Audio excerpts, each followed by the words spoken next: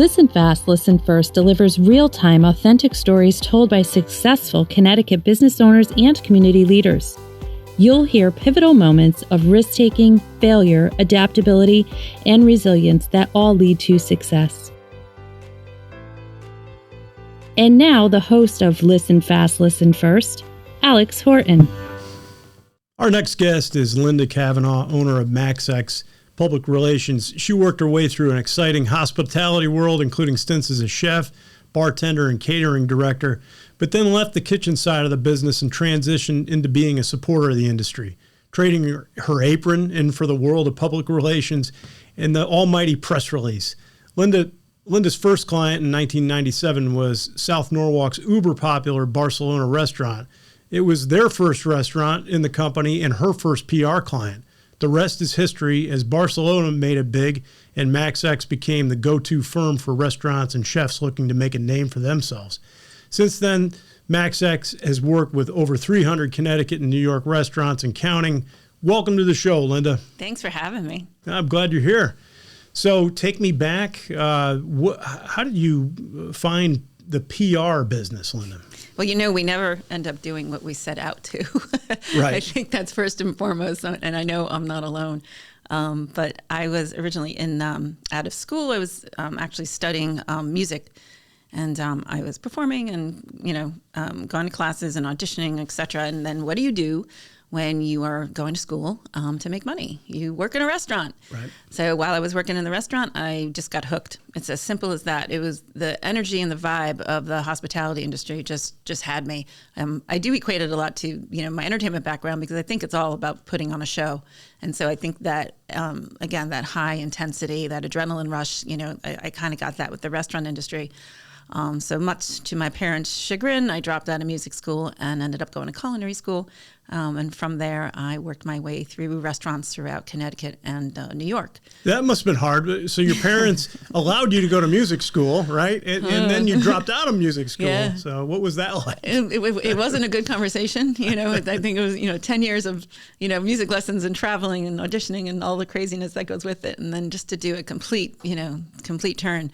But again, I think, those are those years when you're figuring it out.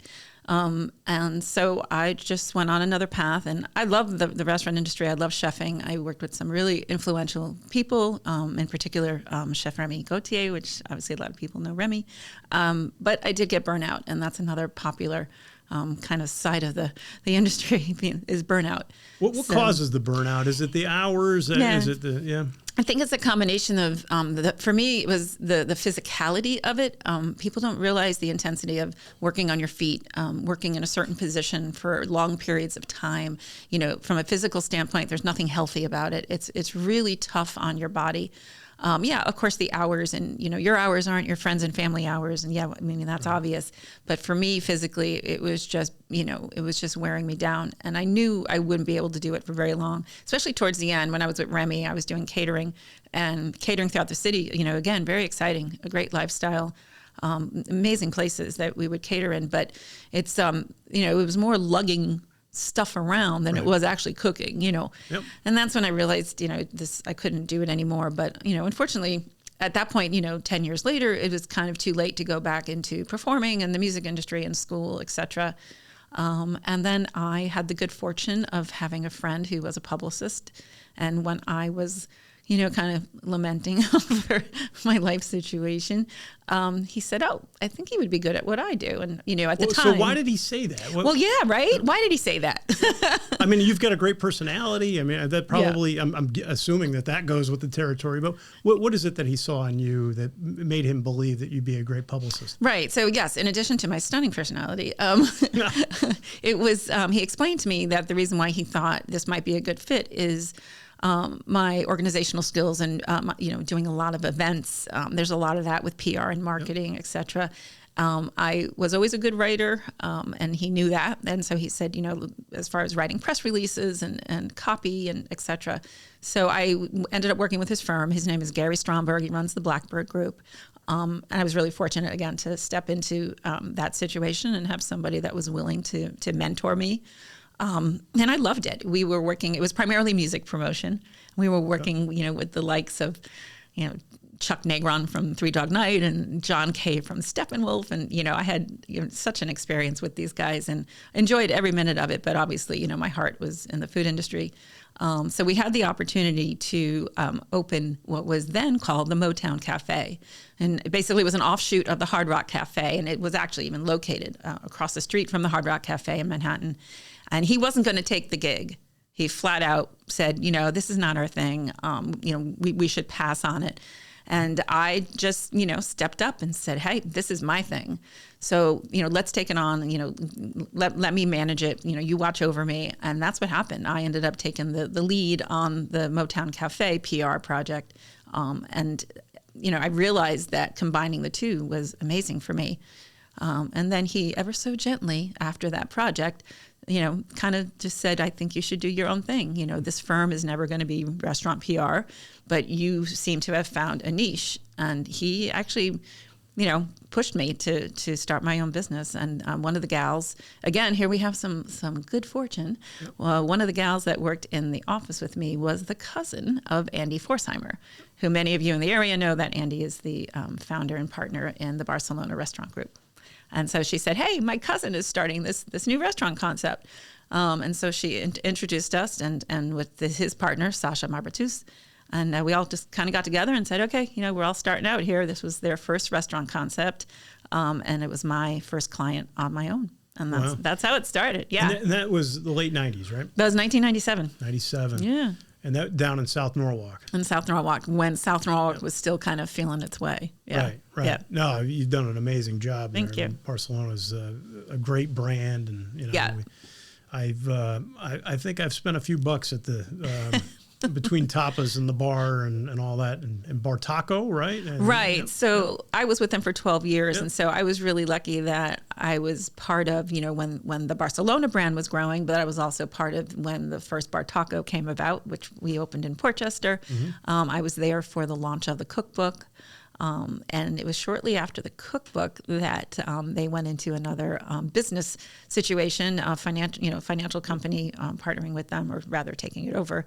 And at that time, then it was all going to be in-house. But, by then my company was off and running. There was no way I could work in-house for a single right. brand. Right. So, again, it was just time, to kind of part ways. But, that's the foundation of where it started. And I always, I'm very, very proud of it. And I'm also just, I know, again, how fortunate I am to have those guys kind of steer me in this direction. Right. And since then, you've worked with several hundred restaurants and other businesses. Tell me about your business, MaxEx. Yeah. So it was Public Relations. It was an offshoot of Maximum Exposure.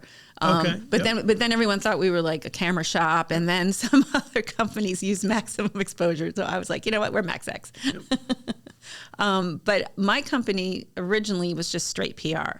Okay. When there was straight PR, when it was about the press release and working, with media. Right. The way I do my job today is completely different. I still work with media. I still write a mean press release. But now there's just so many more layers that come into, our digital world and our social media world and our marketing world. And it is a very different way. Back then I was a one-woman show. There's no way I can be a one-woman show now.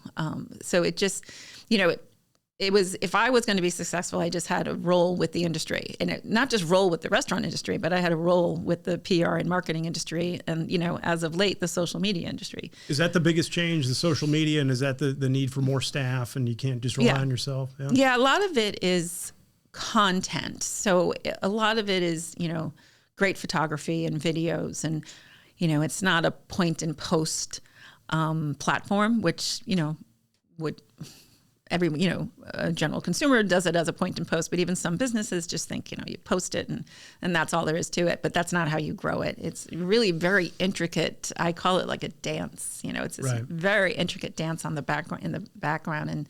And, my staff is just, well, first of all, they're all way younger than me, and because they speak the speak and walk the walk. Okay. And they've grown up with it, and they've taught me so much, and all of us still continue to be educated to it because all the platforms keep changing.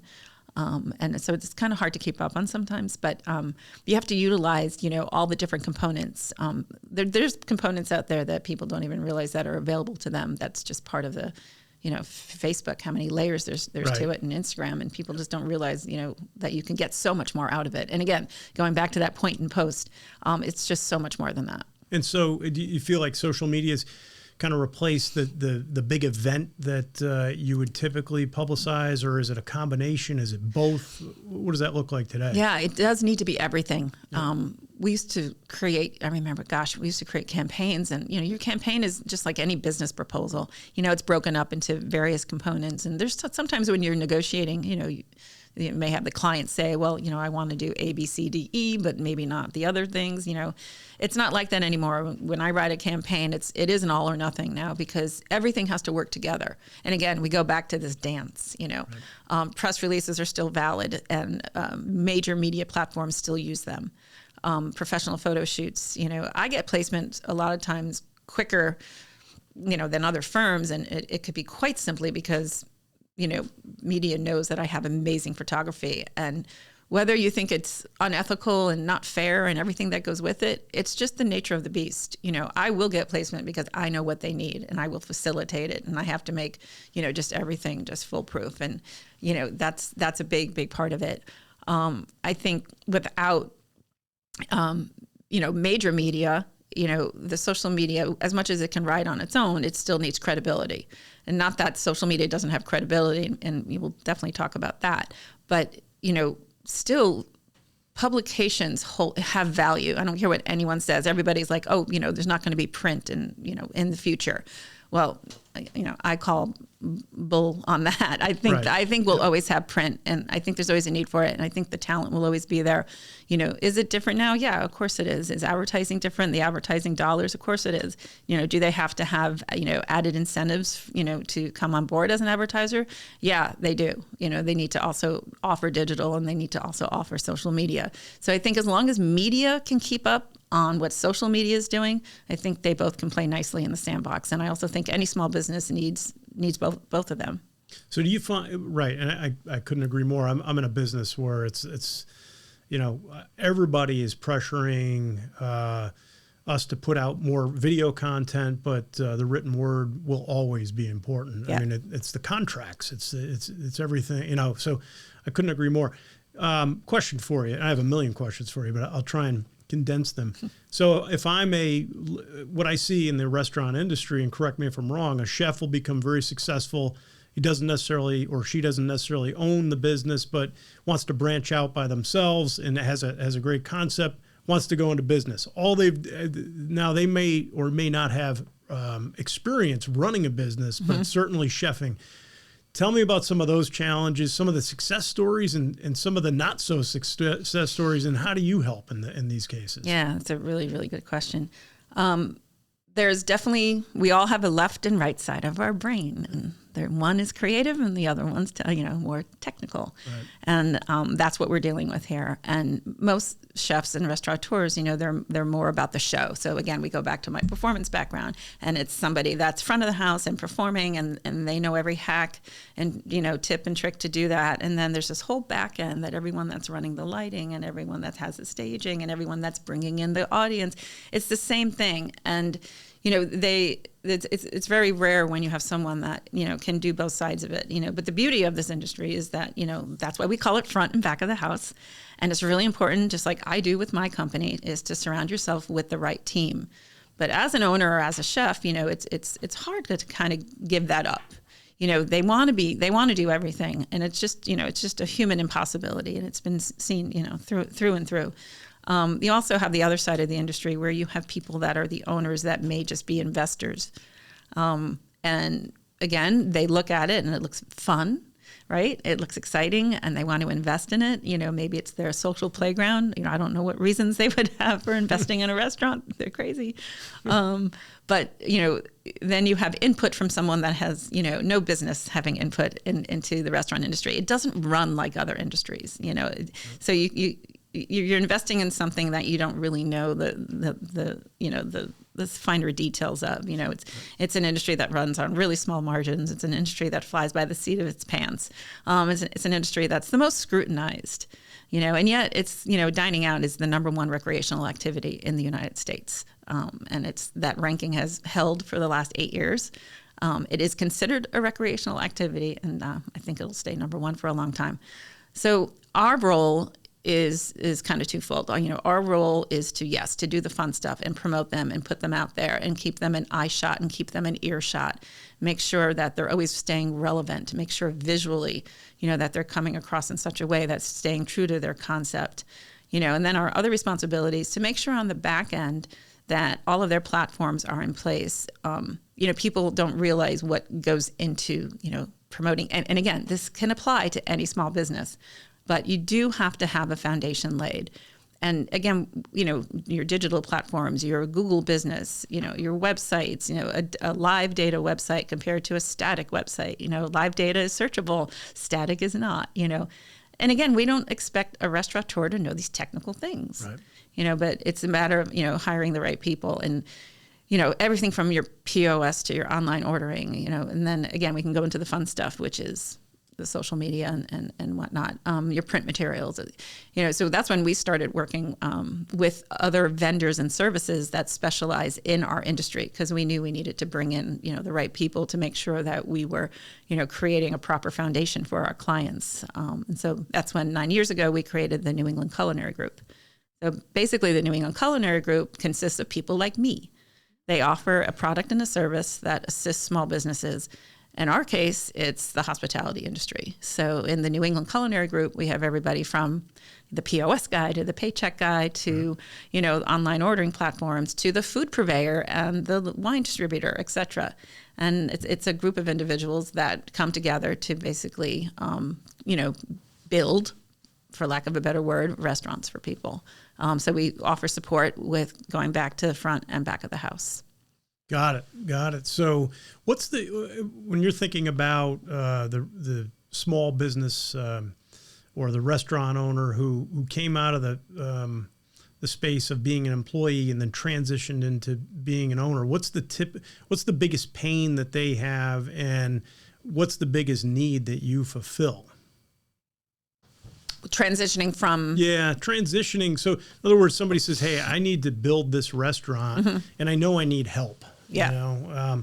What's the typical skill set that they might not possess that maybe you could help them with? It's definitely marketing. Yeah. Marketing is its own unique little nugget in any industry. And and it's an industry that you have to keep so on top of, because it's always changing. And, a lot of the marketing and PR, it's all about relationships.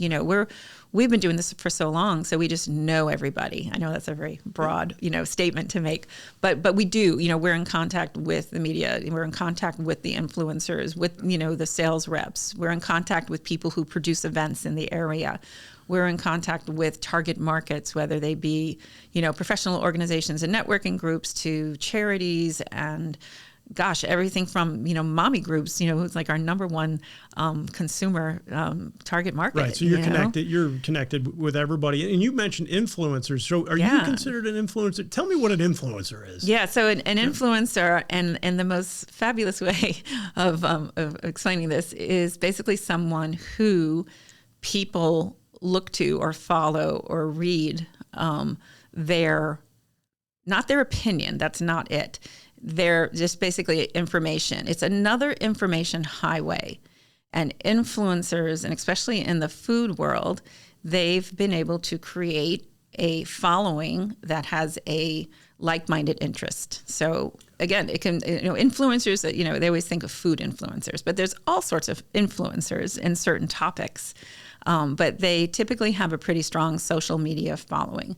And there's a reason why they have that following. Hopefully they're not just buying followers like many of them do.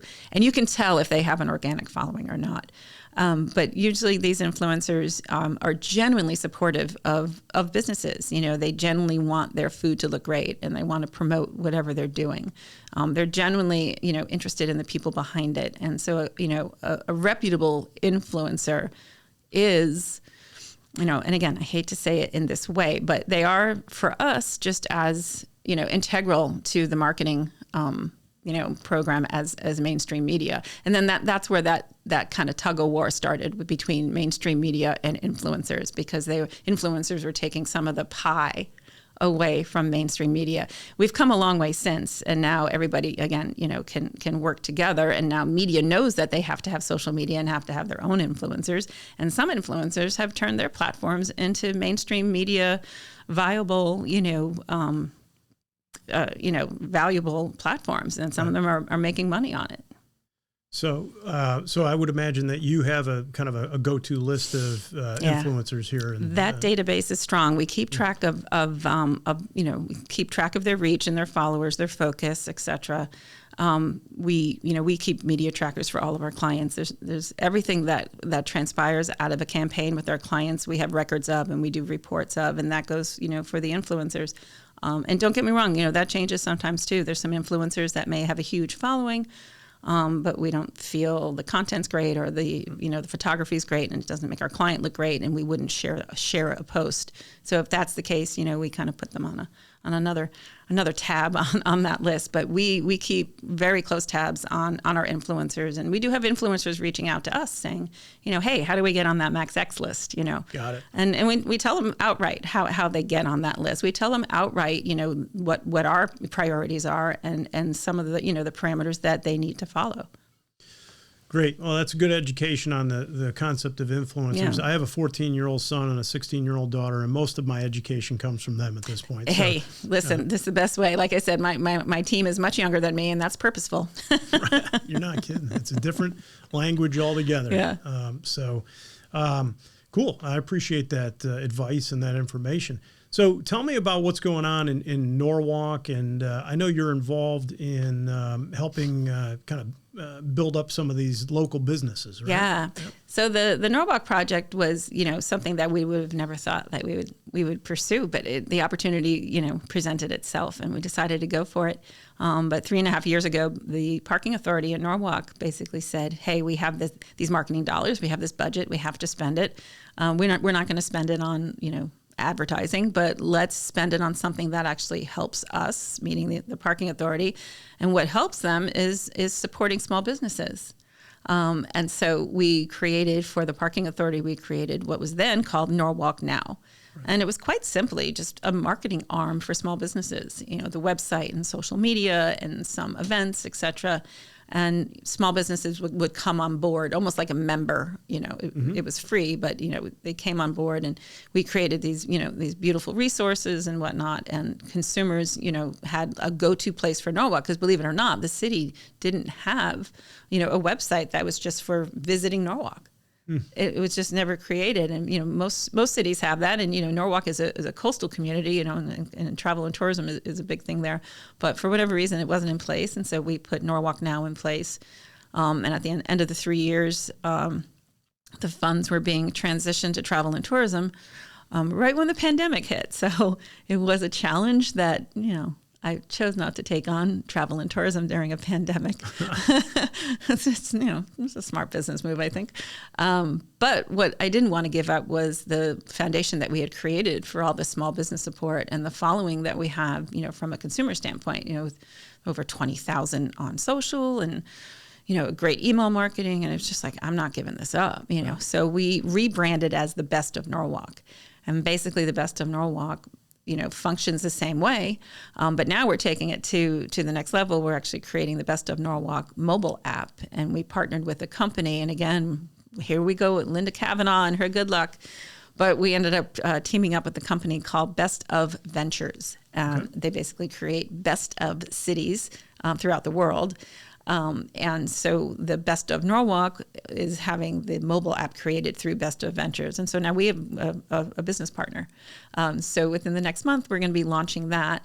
And the mobile app is interesting because it adds an element of having instant gratification. So instant gratification means on the mobile app, having the ability to perform transactions. Okay. So it's not just like, going to a website and you just, click for, whatever information you want, right on the mobile app. You can order, you can make an appointment if it's a salon, let's say. Right. So it's not just restaurants or, no, it's you've got small businesses, right. Recreations. Yeah.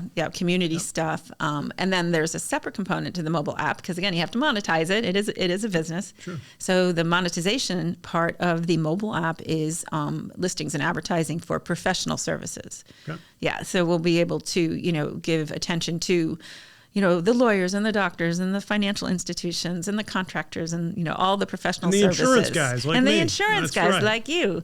But on the front end is, more of the lifestyle, the recreation, the dining, et cetera. Right. So it's a nice balance with it. The mobile world is new to me. So I'm just super lucky to be able to partner, with Best of Ventures to pursue our Best of Norwalk. Sounds cool. Yeah, Sounds it is. Cool. As I, kind of get older in this business, I've been doing this for 20 something years.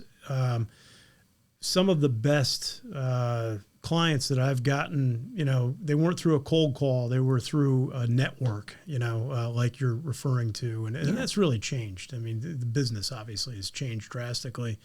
And so I could see a great value in that. So a shout out to Best of Norwalk. Thank you. One thing you mentioned too was I just want to touch on the pandemic, and you were obviously ground zero for helping these restaurants kind of get through. But talk to me just a bit about the businesses that got through and the businesses that didn't get through. What was the difference? Yeah. The biggest difference was preparedness. And so preparedness for us is back of the house.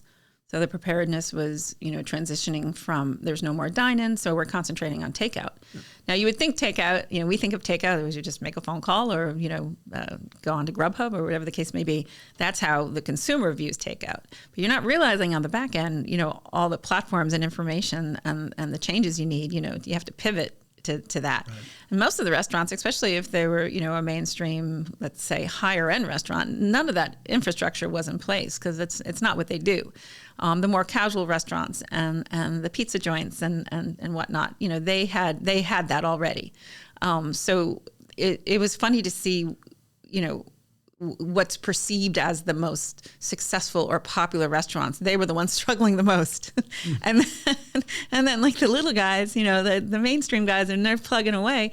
And they did pretty good during the pandemic because they had all that back of the house, in place. They had their online ordering platforms. Their menus were meant for takeout. We have restaurants that, a lot of those menus, that's not meant to be brought home, and right. So these guys found themselves having to, redo their menus and, getting in touch with companies that do the online, the portals, we call them, the purchasing portals. And that's a process that doesn't, happen right away. So a lot of these guys, got caught, with their pants down. And I think there was, they were angry. We laugh about it now. It wasn't funny then, but, right. These restaurateurs were angry, and they were going on, the news, and they were just angry. And the consumers didn't want to patronize those restaurateurs because they were just angry. The consumers wanted to support people that they felt like, okay, they're in there with us, and we're all in this together. And I believe in that mantra, So it was interesting to see how they fared. And I think, if you already didn't have marketing in place, let's say a newsletter, and so you didn't have an email database. Well, how do you communicate with your consumers? And right. it was a lot of those higher end restaurants that did not have that in place.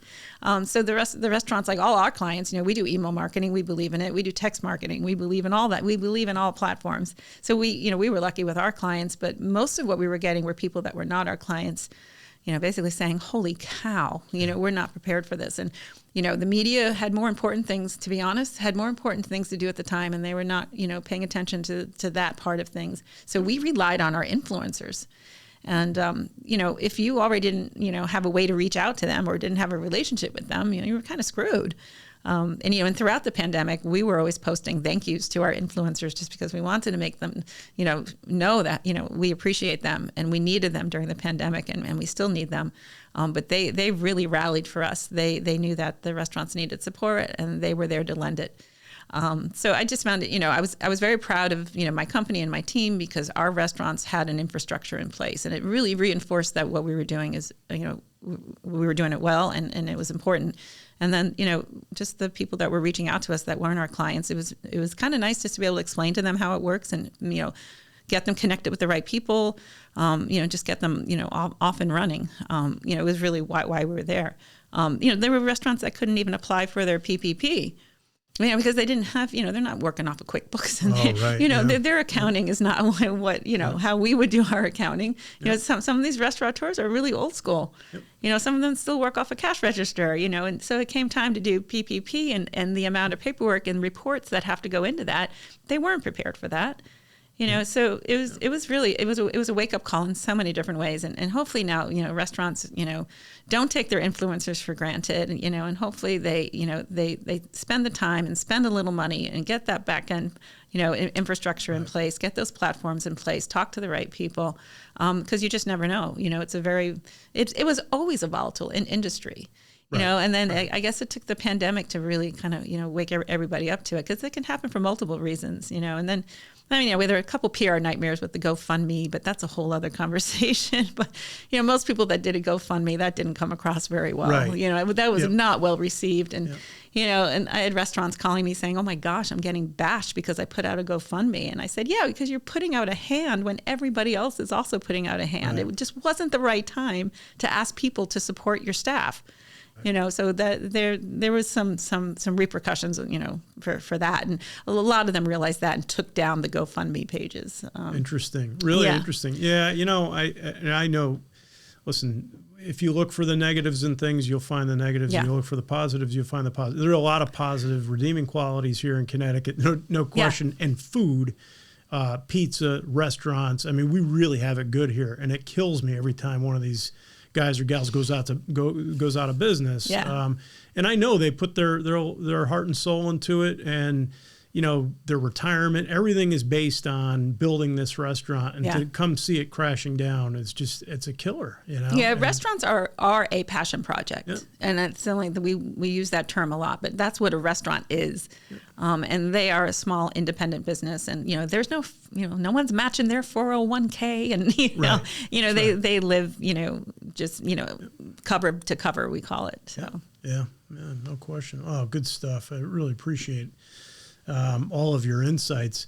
So I have a section of this podcast called Connecticut Rapid Fire Questions. Cool. It's really easy, and it might not be so easy for you, because the first question, you might have a hard time being subjective here.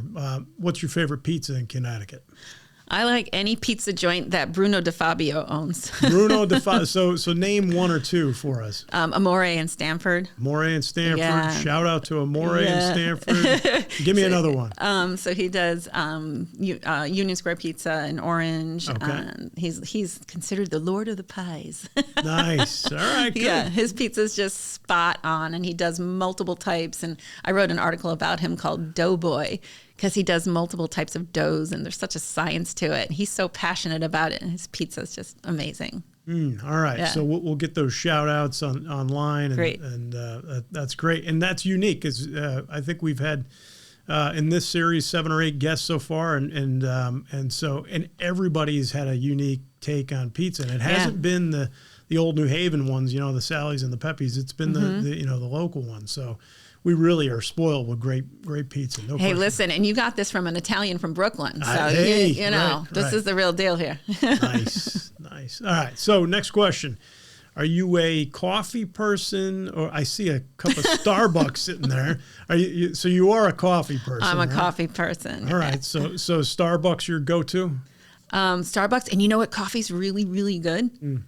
McDonald's. I love McDonald's. McCafe. I know. I'm with you. It's good stuff. It's funny. I like McDonald's. I like Cumberland Farms. I like, so as far as the change, but there are a lot of good, small coffee places. My go-to in Westport was Khaleesi's, because I'd take my growing football son, there, and he'd get the double egg and cheese, and, we'd have a really good coffee there, but a lot of great places. Yeah, we're lucky. And then, we've got about 150 microbrews in Connecticut and growing. It's going bananas. The craft beer world? Yeah, craft beer. So do you have a favorite? Or a favorite bar or a favorite place you're going to go, Yeah, gosh, I love dive bars. Yeah. I love those places where, I can go in my workout clothes if I had to. Right. I don't say I do that.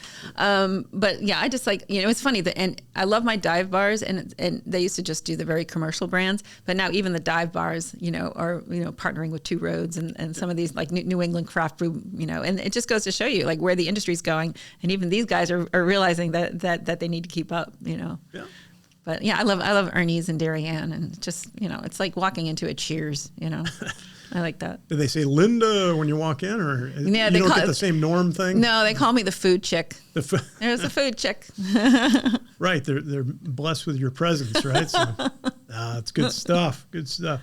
Well, final question, and again, it's about supporting community. Yeah. We interview a lot of nonprofit executives.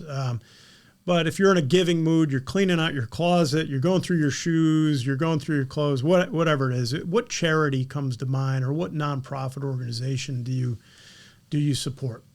Community Plates. They happen to be based in Norwalk, but I got involved with them quite some time ago. I was always an SOS girl, Share Our Strength.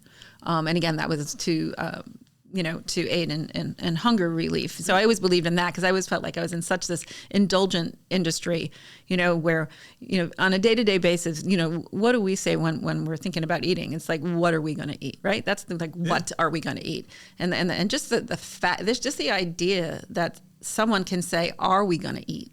Right. Just goes to my soul. Yep. So I was a huge Share Our Strength girl for a number of years, with Taste of the Nation and all those great events. And then I was introduced to Community Plates and Kevin Mullins. And I think what they do is amazing, which is food rescue, because that's about the wasted food. That doesn't need to be wasted. And it just made sense from, it's not just the restaurants that, we're throwing away food at the end of the night, but, markets. I think one of Community Plates, biggest pickup points is Trader Joe's. Right. And I remember a chef saying that, and he held up a pepper and he said, this pepper is not beautiful and we can't sell it. But he says, if I do something with it, you'd never know that it wasn't pretty. Right. And again, it's just those things that stick with me. And so, Community Plates, I think, does an amazing job with food rescue and then getting it to the right people. Well, you just gave them some Community Plates, some good PR. You're an excellent salesperson. Well, I really enjoyed our time together. Tell our audience how you can be reached, Linda. So it's MaxEx Public Relations, and online it's just simply MaxEx PR, MaxExPR.com, and same thing for social media. You can follow us at MaxEx PR. Awesome, and again, the Norwalk project that you're working on, Best of Norwalk, right. Pay attention to that as well. Thanks to our listeners. Really appreciate it. Thanks to our sponsors, Infinite Web Designs, Papa's Commercial Photography, and, of course, BRBG Insurance. Please like, share, subscribe, all that stuff that you're supposed to do on these podcasts. But I want to thank you, Linda, and appreciate your time. It was a lot of fun. Thank you. All right. Thanks for coming.